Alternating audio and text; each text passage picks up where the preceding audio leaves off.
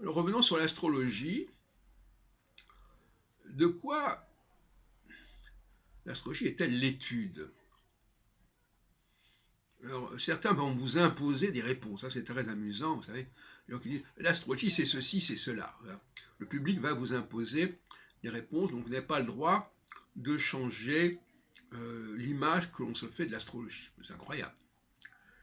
Un chercheur n'a pas le droit de changer ce qui a été imaginé comme ça par ce qui est dans l'imaginaire. Et moi, je prendrais un peu le contre-pied de ce que disent beaucoup d'astrologues, parce qu'au fond, la question est de savoir qu'est-ce que l'astrologie peut prévoir. Non pas est-ce que l'astrologie peut prévoir, mais qu'est-ce qu'elle peut prévoir. Et je dirais que l'astrologie ne peut pas prévoir les événements au sens strict du terme, c'est-à-dire qu'il va se passer ceci ou cela. Bon, au sens de l'événement classique, c'est-à-dire un événement, c'est une manifestation, c'est une révolution, c'est quelque chose dont on parle dans la presse, etc. En fin de compte, la distinction n'est pas si claire. Mais moi, je dirais plutôt que l'astrologie albronienne, si je peux, pour clarifier les choses, parce qu'elle est quand même très différente de l'astrologie traditionnelle, même si elle se réfère à une astrologie première.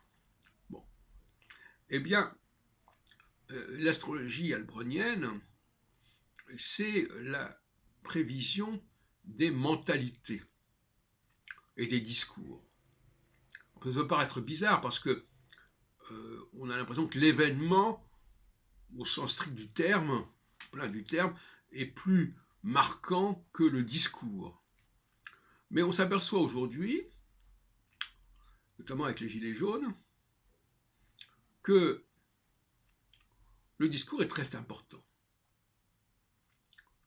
Ce que les gens disent, ce que les gens imaginent, ce que les gens croient, ce que les gens veulent, c'est très important.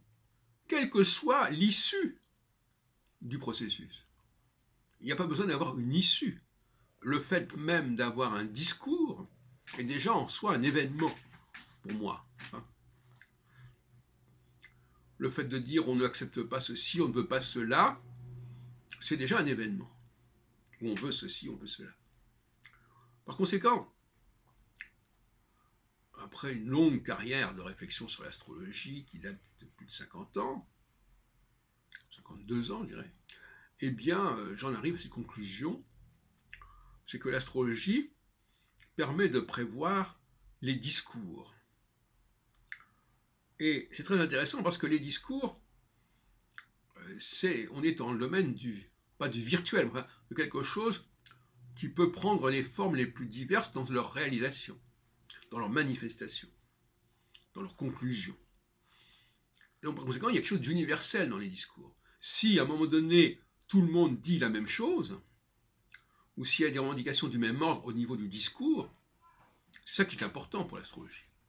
C'est pas que ici ou là, il se passe ceci ou cela, et que ça débouche comme ceci ou comme cela. Parce que là, effectivement, il peut y avoir de très grandes diversités de choses. Or, l'astrologie a une vocation universelle. L'astrologie a une vocation universelle parce qu'elle parle de l'humanité, elle parle des sociétés en général, et par conséquent, elle serait mal placée pour dire que ça fonctionne dans une société et pas dans une autre. Donc il faut revenir en amont et réfléchir sur les discours, sur les mentalités, parce que ça, c'est quelque chose qui peut exister globalement, dans tous les domaines, dans tous les pays, en laissant de côté la question de leur réalisation sur le terrain. Et encore une fois, on ne peut pas dire des choses de cette façon, puisque pour moi, le discours, c'est déjà un événement. Le fait que les gens manifestent pour ceci ou pour cela, c'est déjà un événement, même si ce discours ne va pas nécessairement aboutir de la même façon ou aboutir du tout. De toute façon, le discours est déjà lui-même un aboutissement quelque part. Voilà, donc je situerai l'astrologie dans le domaine de l'histoire des mentalités, comme disait Robert Mandrou, par exemple. C'est-à-dire les croyances, comment les gens perçoivent la société ou ne la perçoivent pas.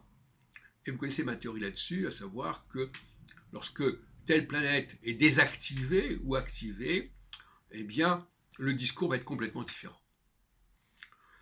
Quand on commence à dire, par exemple, qu'il y a un problème de représentation, eh bien, c'est un discours qui veut dire ce qu'il veut dire, c'est-à-dire, effectivement, il y a un problème jupitérien qui fait que, à un moment donné, Jupiter étant désactivé, ce qui veut dire que notre programmation génétique, sociobiologique, passe par une période sur ce point-là où il n'y a plus de présence jupitérienne, eh bien le discours sera qu'il y a une crise de la représentation. Et voilà. Et puis quand Jupiter se réactive, eh bien on ne parle plus de crise de la représentation, mais on parlera de crise de l'économie, crise de la science, enfin, etc. Donc de toute façon, il y a plusieurs registres qui peuvent être activés, désactivés, activés en même temps, désactivés en même temps, etc. C'est-à-dire il n'y a pas un très grand nombre de formules et de combinaisons d'ailleurs, de toute façon, c'est très limité. Enfin, il y a quand même plusieurs combinatoires. Et il faut les connaître, il faut les maîtriser, parce qu'on ne peut pas parler des mentalités dans une sorte d'intemporalité. Il est évident que pour moi, l'évolution des mentalités est quelque chose qu'il faut suivre année par année, sinon mois par mois, et qui passe par des variables considérables, mais qui sont toujours intégrées dans le même système Mars, Jupiter, Saturne.